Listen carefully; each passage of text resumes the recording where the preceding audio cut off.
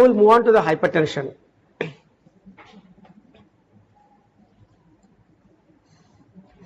So in the next few minutes, I would like to talk on historical aspects. What are the risk factors? Pathophysiology, definition. Why should we reduce the elevated blood pressure? What are all the benefits? What is the rationale? What is the epidemiology in India in particular? So now we will move on to the topic proper. What you mean by blood pressure? So this is the pressure of the blood on the walls of the arteries. Depends on heart action.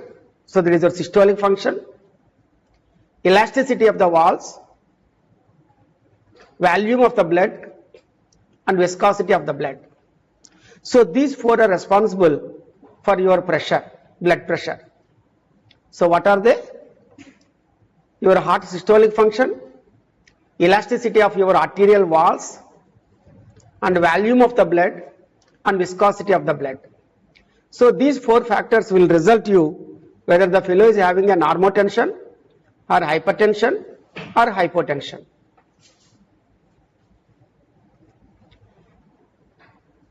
So what is arterial blood pressure? It is the lateral pressure exerted by the blood on the arterial walls.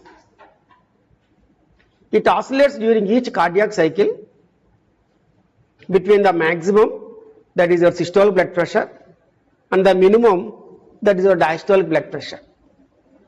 So systolic blood pressure is the maximal pressure during the ventricular contraction.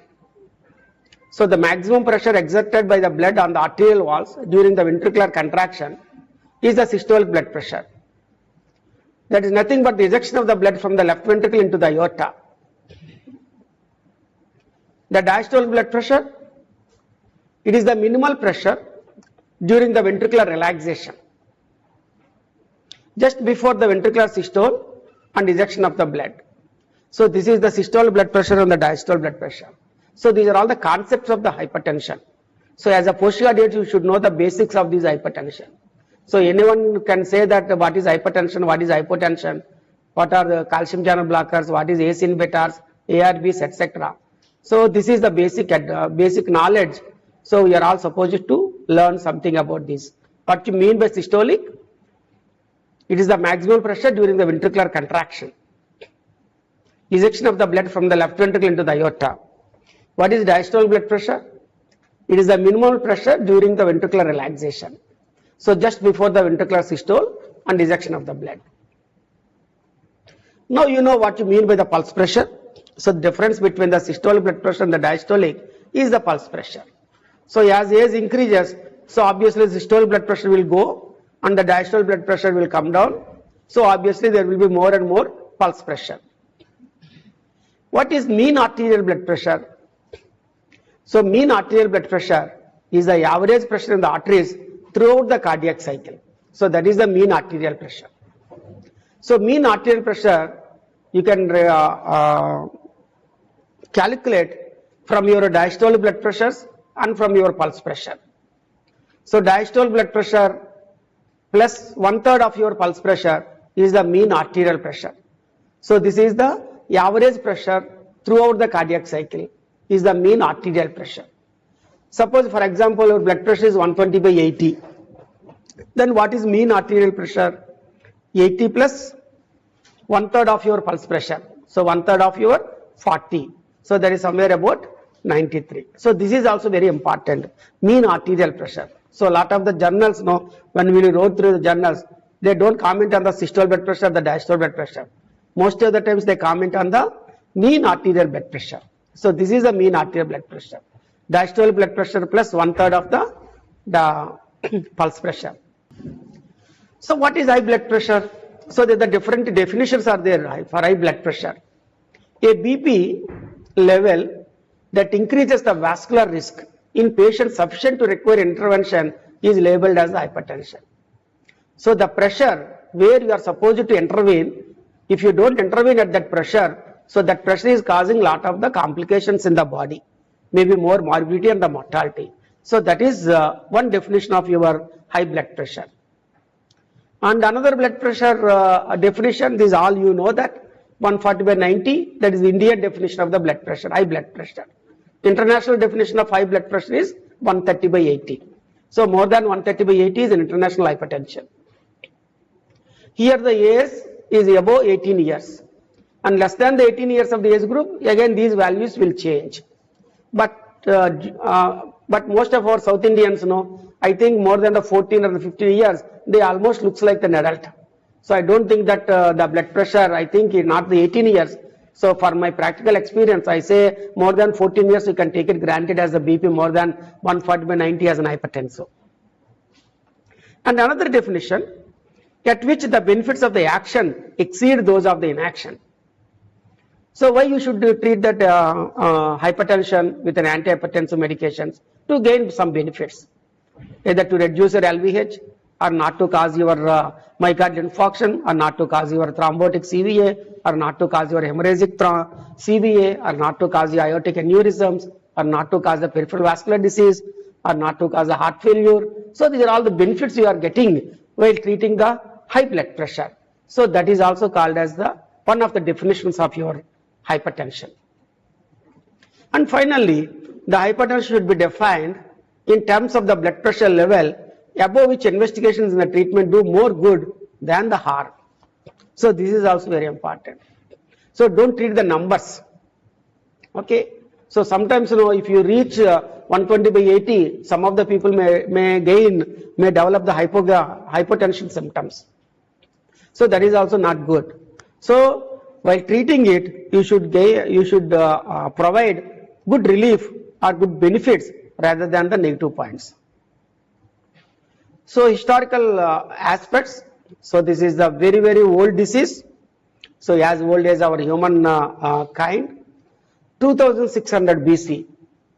So Chinese people, acupuncture, venesection, and bleeding by leeches were the sole means of the treating what was called hard pulse disease. So at that time, the BC, they didn't call it as an hypertension, but their word for this elevated blood pressure is the hard pulse disease. So they didn't have the BP apparatus also. So they only palpate the pulse, and they know that the pulse is very hard.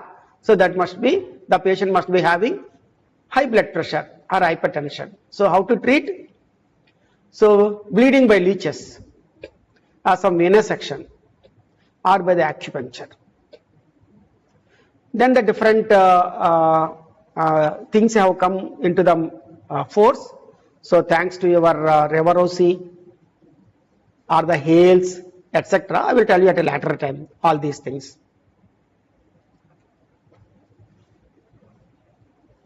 See the Hippocrates. So it's 460 BC. Sudden death is more common in the fat than in the lean. So what an excellent observations they made in the BC when there not at all any investigations are not there. So they said that obesity is more dangerous and sudden cardiac deaths are also very common in them. And paralysis was caused by apoplexy, which in turn resulted from plethora of the brain. So that is the Hippocrates explanation about his blood pressure. And later, after some years, Hales, way back in 1733, he measured the BP in a sedated horse and the mare. See the picture, how he measured the blood pressure in a horse. So that is a Hale. These are all the historical evidences to record the blood pressure. See the big thanks to the Revarosi and the Korsakoff sounds. So the falling pressure in the cuff, sound start as the blood begins to flow, and sound stop as the full blood flow is reached. So that is your Korsakoff sounds 1, 2, 3, 4, 5, etc. Muffling is the 4 and complete absence is the 5.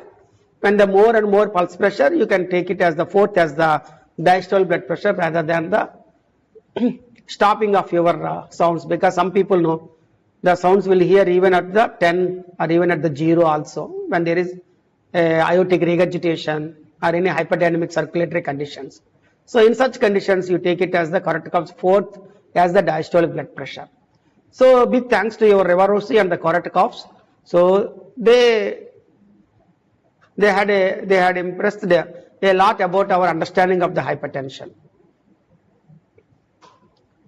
And then in 1874 and early 1900s, the elevation of the blood pressure is a compensatory reaction to overcome the ischemia of the tissue caused by the constricted arterioles.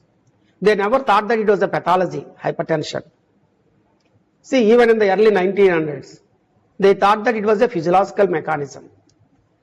So why there is a physiological mechanism? It is a compensatory reaction to overcome the ischemia caused by the constricted arterioles.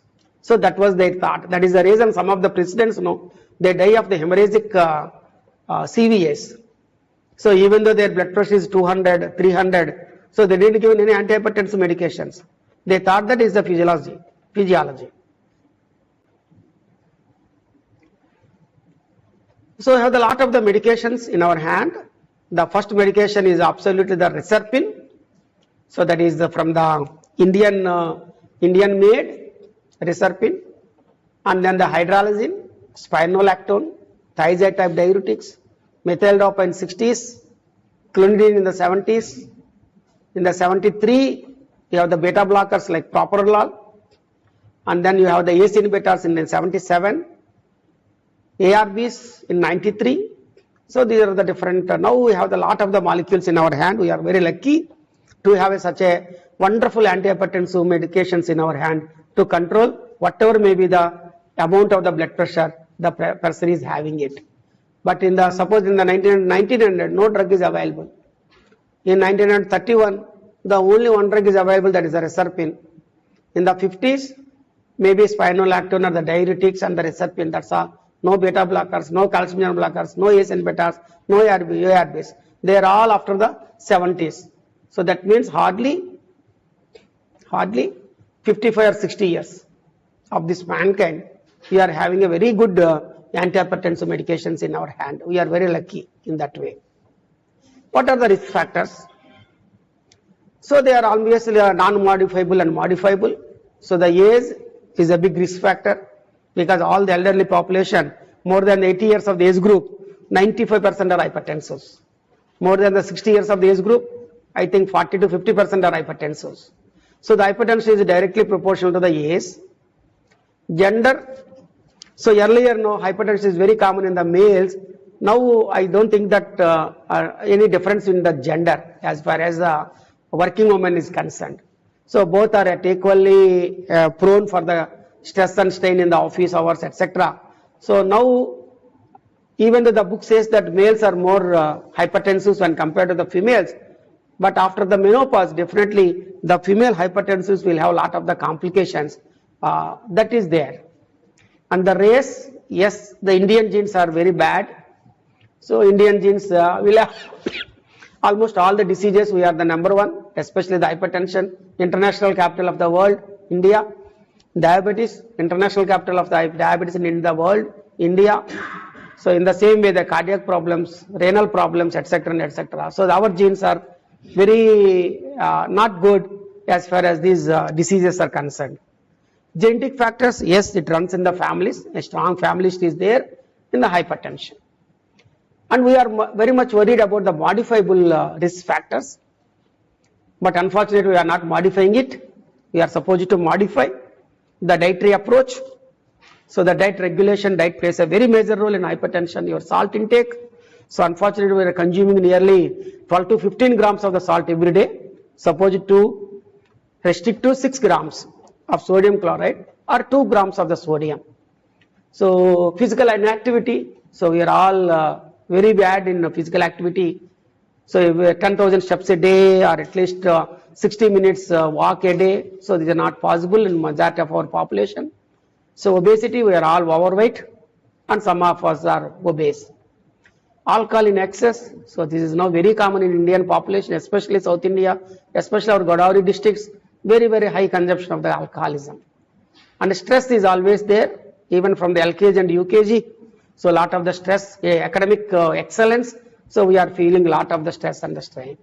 And obstructive sleep apnea, so a lot of the people are also having it. This is also proportional to your vascular events. So sleep deprivation, is also responsible for more and more vascular events. So BP rises with the age in both the sexes. Age represents an accumulation of the environmental influences and the effects of genetically programmed senescence in the body systems. Systolic blood pressure, as age increases, it will increase like anything. So after the 80 years or the 90 years of the life, most of their blood pressure will be systolic, will be 160, 170, 180. But not like the diastolic. Diastolic after the 50 years of the age group, or maybe after the 60 years of the age group, it reduces, it falls, the BP falls, diastolic BP falls about after 50 or the 60 years. So a day will come where the systolic will be 180 and the diastolic will be 60 or the 70. So a lot of wide pulse pressure and mean arterial pressure also very high in such situations. Gender already I discussed. The diet, you all know that. Potassium antagonism is the biological effects of the sodium. So we have to consume more of the potassium to reduce the incidence of the hypertension. So the potassium is rich with the fruits, but unfortunately fruit consumption is very, very low in our Indian diets. Saturated fat raises the BP as well as the serum cholesterol. So the street foods, all they contain lot of the saturated fats, the dalda, etc. Risk of coronary artery disease and hypertension is inversely related to the consumption of the dietary fiber. And again, we are not consuming the fiber. So suppose you to consume at least 2500 fiber per day, but hardly we are consuming about the 1000 to 1500. High alcohol intake is also the increased risk of the high blood pressure. It is not the J shape, it is always proportional. So this is the very interesting study, InterSalt study. So they studied about the urinary sodium excretion 24 hours that strongly correlate with the BP within and across the 52 populations. It is a very big study. A reduction in the salt intake, last one, 6 grams of the salt predicted to cause a fall in the BP, 7 of systolic and 3.8 of diastolic in hypertension. So very good amount of reduction is seen with just reduction of the salt intake. So 6 grams salt means 2 grams of the sodium. But we are consuming nearly 20 grams of the salt a day on average in India. So by reducing the salt intake itself, you can reduce the systolic by around 8 to 10 and the diastolic 4 to 5. You all know that about the obesity. It's a very big topic, very, very interesting topic. It's a topic to be discussed in all the physicians. So these are physicians era. Obesity, greater the weight gain, greater the risk of high blood pressure, greater the risk of high diabetes, greater the risk of high dyslipidemia, greater the risk of high oncology, cancers and obesity, osteoarthritis, sleep apneas, okay, early cataracts, early glaucoma. So these are all very, very common in obesity. So obesity is a big disease. So don't think that obesity is very common in the society. So even though it is a common, you should consider it as a disease by itself. Obesity is a disease by itself, like your diabetes, like your hypertension, like your hypothyroidism or hyperthyroidism. Obesity is a disease. Data also indicate that when people with high BP lose weight, their BP generally decreases. So that is the reason physical activity will help in all the obese individuals. So physical activity will reduce your blood pressure, will blood sugar, will obesity, will lipids and etc. Now the central obesity, where unfortunately Indians are having the central obesity. So this is the increased waist to hip ratio has been positively correlated with the high BP in the several populations. So that is the reason the numbers have reduced for the Indians when compared to the Western population. So our BMI, normal BMI is 23, whereas the Western people is 25. Our waist circumference for males less than 90, females less than the 80, whereas for the Westerns it is 100 and the 90. So 10 centimeters less than the Western population is our waist circumference. 90 centimeters in the males, upper normal, and the 80 centimeters in the females. So this is central obesity. So the more adiposity, more visceral adiposity, more vascular inflammatory cytokines, and less adiponectin. See, unfortunately, Indians are having very low adiponectin levels when compared to the Western population. That could be another reason for our early diabetes and early ischemic heart disease. So stress, yes. A growing body of the evidence supports the thesis that psychosocial factors play a role in the pathogenesis of the hypertension. Psychosocial factors operate through the mental processes, consciously or unconsciously, to produce hypertension. So this is the very important. Even though you are sleeping it, when you are under the very high stress levels, stressful situations, so obviously your blood pressure will always go up. So this is dipping and non-dipping. So the people with high stress, their blood pressure will not dip. So they are non-dippers. Again, the non-dippers are more prone for the vascular events. So what is the normal blood pressure during the sleep? It should be less than 120/75. If your BP is more than 125/75, 120/75 during the sleep, you are an hypertensive. Now the definitions of hypertension are many.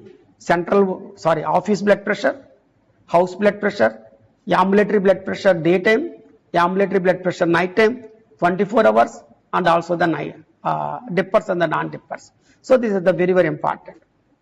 Studies on the BP and the catecholamine levels in young people revealed significantly higher noradrenaline levels in the hypertension than in the normotensives. So young hypertensives, young Indians, energetic, they are also having higher noradrenaline levels, causing more and more hypertension. Overactivity of the sympathetic nervous system has an important part to play in the pathogenesis of hypertension. So that is the reason hypertension means not only your RAS blockades, you have to control your sympathetic autonomic nervous system also. So SNS activity, your RAS activity, your fluid activity, your aldosterone activity, these are all plays a major role in the pathogenesis of hypertension. So to reduce your sympathetic nervous activity, so there is always a role of beta blockers in young hypertensive individuals like your bisoprolol, etc. So physical activity, 34% of the incident hypertension in the populations may be prevented if adults move to higher physical activity and fitness levels. See the reduction of the hypertension. It's a big social problem right now. It's no more a problem for our physicians or the hypertensiologists or the cardiologists or the nephrologists. It has become a social problem, preventive problem, public problem. See, by physical activity, you can reduce 34% of the incident hypertension in the populations may be prevented. Incident hypertension is inversely associated with the fitness and the physical activity levels. Okay? It is inversely associated with the fitness and the physical activity. So you are physically inactive, more and more hypertension. Now how the blood pressure regulation.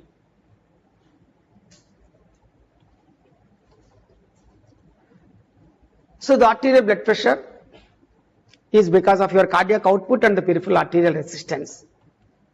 It's a product of cardiac output and peripheral arterial resistance. Cardiac output, two reasons. One is the stroke volume, the second one is the heart rate. Stroke volume may be because of the myocardial contractility and size of the vascular compartment. So some of the people will be having the LVH or concentric LVH. So that also will cause more and more hypertension because of the more stroke volume, more cardiac output and more arterial pressure. In the same way, when there is a tachycardia, again the more cardiac output and then the more arterial blood pressure.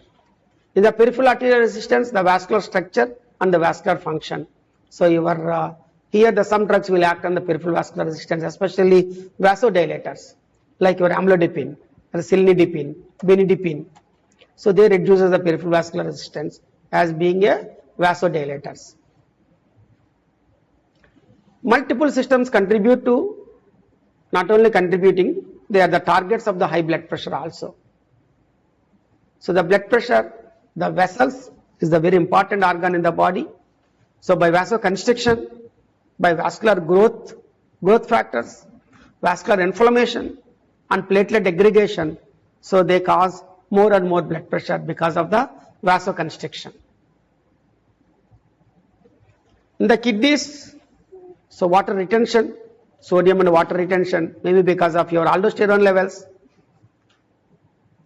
sodium reabsorption, afferent arterial vasoconstriction, catecholamine release, so they cause more and more blood pressure.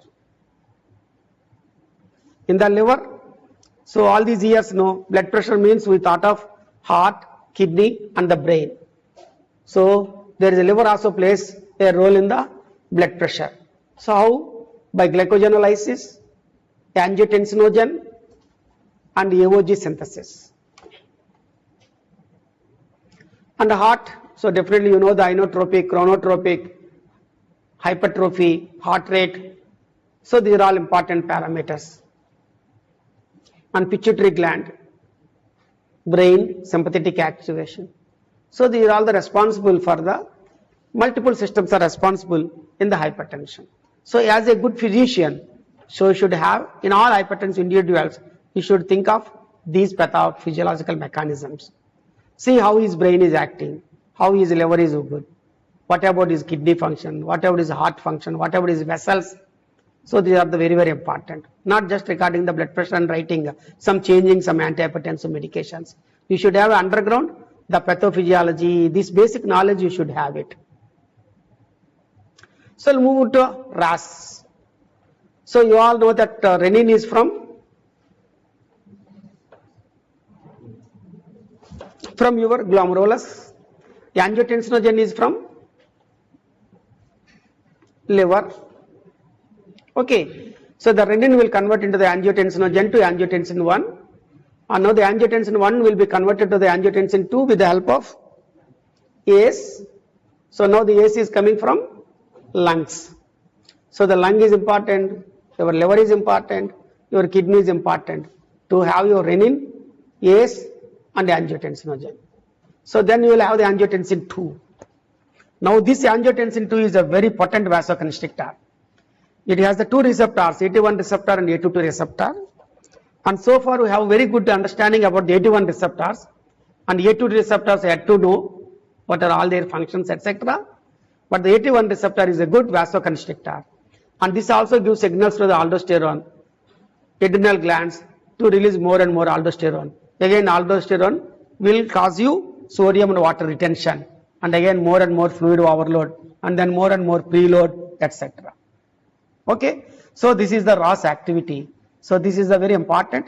You have the some drugs which inhibit the renin, you have the some drugs which inhibit the ACE, and of course you have the very good molecules to reduce activity of your angiotensin AT1 receptor blockade, that is your ARBs.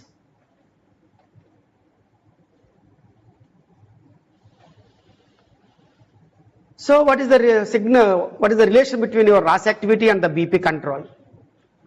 So when the fellow is having the low blood pressure, low blood volume, low dietary sodium, it gives signals to the kidneys. Okay, so the kidneys you will have the angiotensin 2, your RAS activity, and the angiotensin 2 will have the two actions. One, it is a potent vasoconstrictor by which it increases your blood pressure, and the second, angiotensin 2 will stimulate your adrenals to secrete more and more aldosterone. Again aldosterone will cause sodium and water retention, again the blood pressure will go up. So angiotensin 2 in two ways it increases the blood pressure. One is a direct vasoconstrictor, the second one is aldosterone secretions, sodium and water retention. So this is the autonomic nervous system, very complicated. It maintains the cardiovascular homeostasis via pressure, volume and chemoreceptor signals. Adrenergic reflexes modulate the blood pressure over the short term. Adrenergic function with the hormonal and volume related factors contributes to the long term regulation of the arterial pressure. So this autonomic nervous system or sympathetic nervous system, through these different ganglions, you have the cervical ganglion, you have the vagus nerve, cardiac flexus, solar flexus, pelvic flexus. So these three flexes, so they modulate the blood pressure in these individuals. So this is autonomic nervous system. So this is autonomic nervous system is also responsible for high blood pressure or elevated blood pressure. On one hand you have the RAS activity that is responsible, especially the angiotensin 2. On the other hand, you also have the autonomic nervous system activity. So when the fellow is under stress, so he will have different effects. So they will have the effects on the sympathetic afferents, noradrenaline, etc. Not only the heart and the vessels, erythropoietin, and then the kidneys, heart. So they are all responsible for your more and more blood pressure.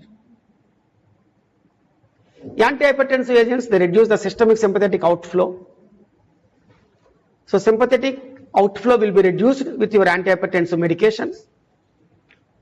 Two ways. One is either inhibit the alpha-1 receptors. You have the alpha-1 receptor blockers like your prazosin, or agonists of the alpha-2 receptors. Another class of antihypertensive class acts by inhibiting the beta-1 receptors.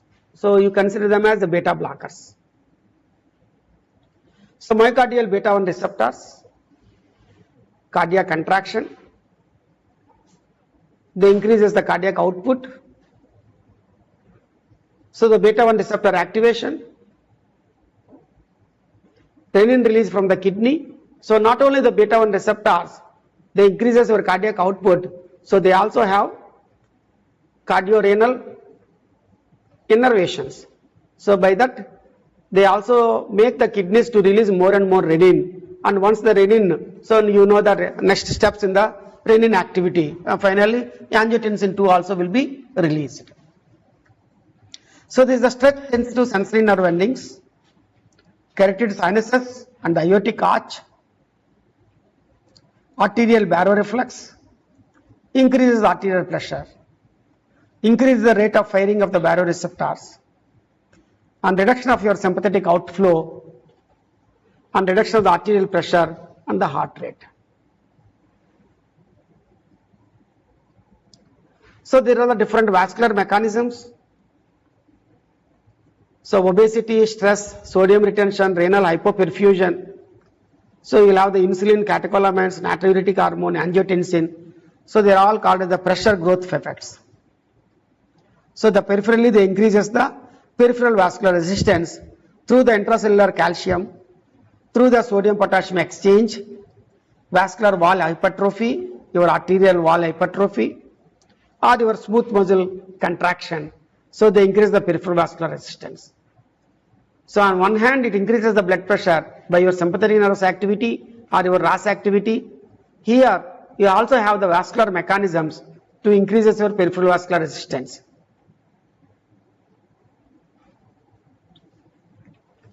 So all the hypertensive patients, there will be the structural changes in the vascular wall, there will be the hypertrophy. So there will be the decrease in vascular compliance, the arteries will become very stiff, high systolic BPs and wide pulse pressures. That is what you see in the elderly individuals. So now the BP threshold for the hypertension. This is a very important slide, shows you the cardiovascular mortality risk doubles with each 20 by 10 millimeters of mercury, 20 systolic and 10 diastolic. The risk starts even at the BP of 115 by 75. This is a very important slide. Even though you say that the blood pressure is normal, if it is less than 140 by 90, 135 by 85, what is the risk? Double the risk. And when you are reading the blood pressure 155 by 95, what is the risk? How many times the risk? 4 times. When the BP is 175 by 105, 8 times risk. But usually in our OPs or in the IPs, so we don't consider these risk factors. Even if the BP is 160 by 100 or 150 by 100 or 140 by 90, you don't give much importance to them as long as they are very comfortable, asymptomatic. But what about your cardiovascular risk? Why should you treat an hypertensive individual? What is the common symptom in hypertension individual? Like your diabetes, no symptom at all, asymptomatic. Very few people will have headache or chest pain or breathlessness, etc. Maybe 5 to 10% of the hypertensives. In general, 90% of the hypertensives won't have any symptoms. But still you want to treat them because to have CV protection, cardiovascular protection. See here, this slide.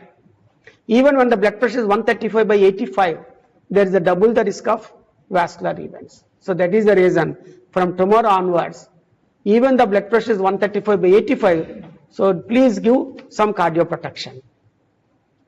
Some cardioprotection. Cardioprotection how? Some dietary approach, some exercise, some yoga, some meditation, maybe some drugs.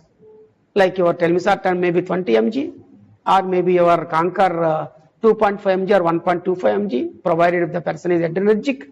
So this is how we have to control the blood pressure very effectively, even to the less than 120 by 80. Then only you can avoid cardiovascular risk. Otherwise, even at the 135 by 85, you have the double the risk. 150 by 95, so from 135 add 20, that will be 155. From 85 diastolic, add 10, that is 95. So again, you have the 4 times risk. So this slide clearly shows us that we should give a lot of importance to the numbers. So the life is a number game. You all should know what is your waist circumference, what is your systolic blood pressure, what is your diastolic blood pressure, what is your uric acid, what is your urine protein, microalbumin. So these are the numbers one should know, and according to these numbers, your cardiovascular safety or cardiovascular mortality will depend. Risk of cardiovascular death according to the systolic and the diastolic blood pressure. See here, systolic blood pressure, relative risk of the CHD mortality.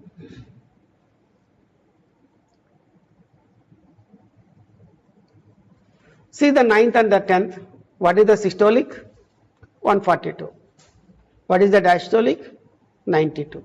Even then, the mortality risk is very high. Okay.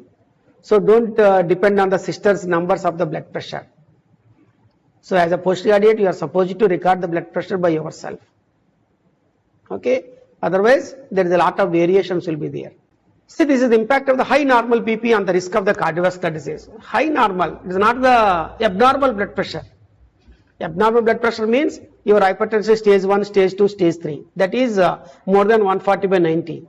High normal means maybe 120, between 121 to 139, and the diastolic 80 to 89.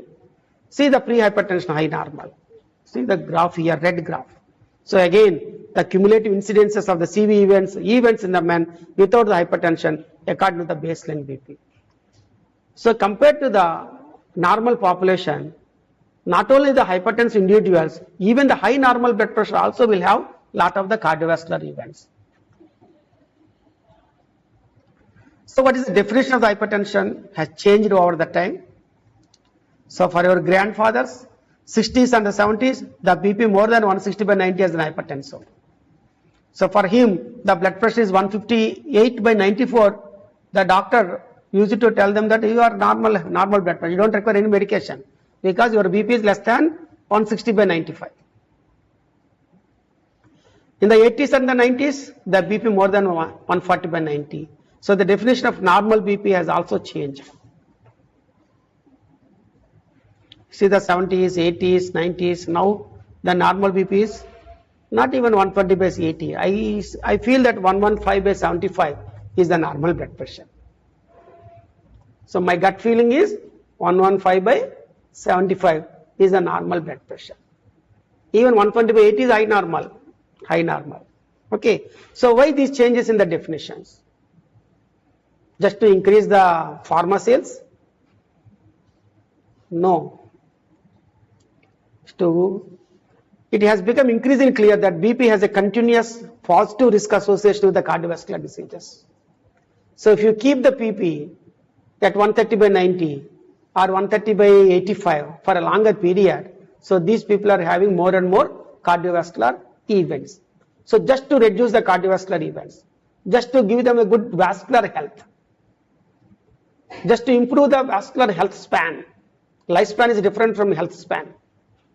Okay, so health span means you are healthy till your date of death. Lifespan means you may be had a CVA, etc., or malignancy stage 4, but pulling on till 80 years or 90 years without any quality of the life. So good quality of the life is quality health span. Just adding years to your life is lifespan. Okay, so this is numbers. So I hope that you all agree with me that the normal blood pressure is always less than 120/80 or some 115/75. So any value above 120/80 is abnormal. It is not normal. You may not require any medication. I am not saying that you should start with some medication, but you should intervene with your dietary approach, with your exercise, with your yoga, cessation of the smoking, moderation of the alcohol, reduction of the overweight, or reduction of the obesity, or good sleep time. Okay, so these are all very, very important fundamental things you are supposed to tell these patients. Otherwise, within 6 months or 1 year, their blood pressure will be 150/90 or something else. Okay, so I told you yesterday, I have seen one fellow with a blood pressure of 290/200. 290/200.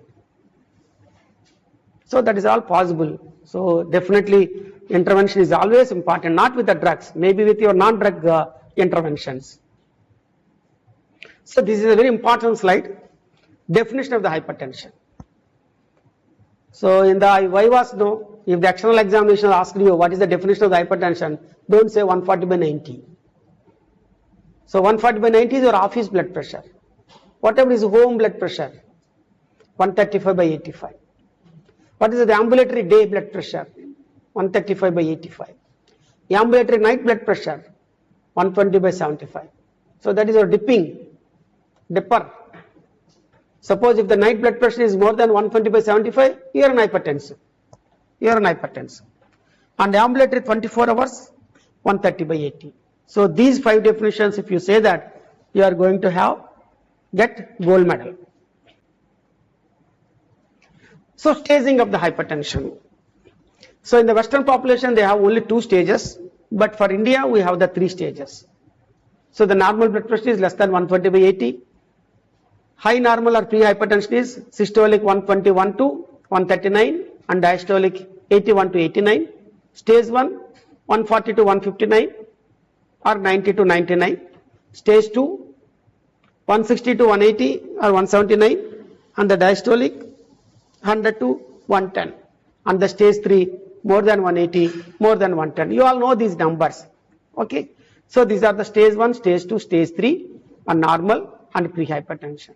Your intervention must be there even at the normal blood pressure also in high risk individuals. In high risk individuals.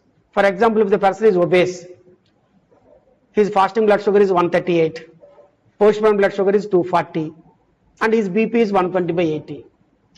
Even though the BP is normal at this juncture, as he is having diabetes and obesity, he is a likely candidate to get hypertension in the near future. So even from today, even though the person is a normal in high risk individuals, advise non-drug measures, lifestyle changes about the hypertension management. So these are the very important. So pre-hypertension, not a disease category, chosen to identify the individuals at risk of developing the hypertension. Both patients and the clinicians are alerted to this risk and encouraged to intervene and prevent or delay the disease from the developing. Pre-hypertensives are not candidates for the drug therapy. Formally and unambiguously advised to practice the lifestyle modifications to reduce the risk of developing the hypertension in the future. So we have the two routes in all the pre-hypertensive individuals. One route goes to normotension, another route goes to hypertension. So which route you want? You want to go to the hypertension route or normotension route? So we all want normotension route. So normotension route means no drugs for a pre-hypertension, but lifestyle measures. So again, this is divided into 2 groups. Hypertension, primary, is mostly genetics and environmental factors. So as we can't change our parents, so we always blame the environment.